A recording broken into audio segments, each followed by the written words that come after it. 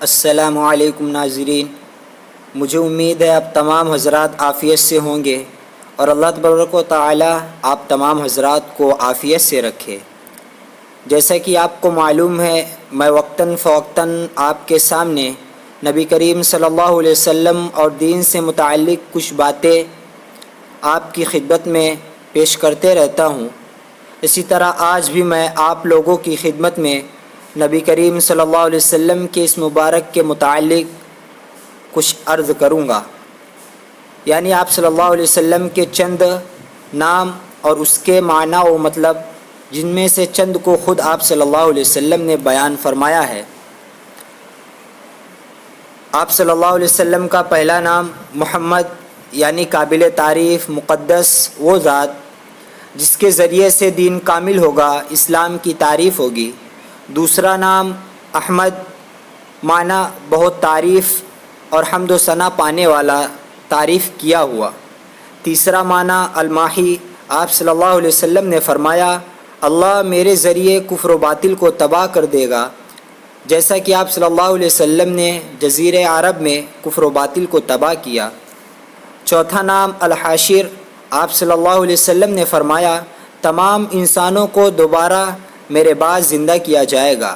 اس کے دو معنی ہیں، ایک آپ صلی اللہ علیہ وسلم کا تشریف لانا قیامت کے قریب ہونے کی نشانی ہے، دوسرا قیامت کے دن سب سے پہلے میری بعثت ہوگی، مجھے اٹھایا جائے گا، پھر دوسرے پیغمبروں کی اور پھر باقی انسانوں کی۔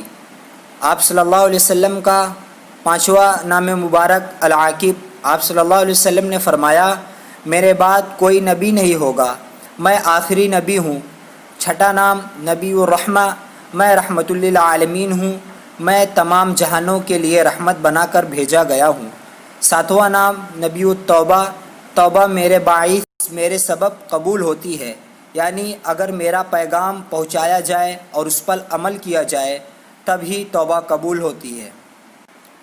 آٹھواں المکفی، وہ جو سب نبیوں کے بعد آئے اور جو پچھلے انبیاء کے پیغام کو مکمل کرتا ہے اور اس کے بعد کسی اور پیغام کی ضرورت نہیں رہتی۔ نواں الملاحم، جس کے بعد بہت بڑے بڑے فتنہ پیدا ہوں گے، مثلا دجال کا فتنہ وغیرہ۔ آپ صلی اللہ علیہ وسلم نے فرمایا انا محمد و انا احمد، میں محمد ہوں، میں احمد ہوں، وانا الماحی الذی یحمی بہ الکفر، میں ماحی ہوں جس کی برکت سے کفر کو مٹا دیا جائے گا، وانا الحاشر الذی یحشر الناس علی عقبی، میں حاشر ہوں، لوگ میرے بعد قبروں سے نکالے جائیں گے، وانا العاقب والعاقب الذی لیس بعدی نبی، میں عاقب ہوں، یعنی آپ صلی اللہ علیہ وسلم کے بعد قیامت تک کوئی نبی نہیں آئے گا۔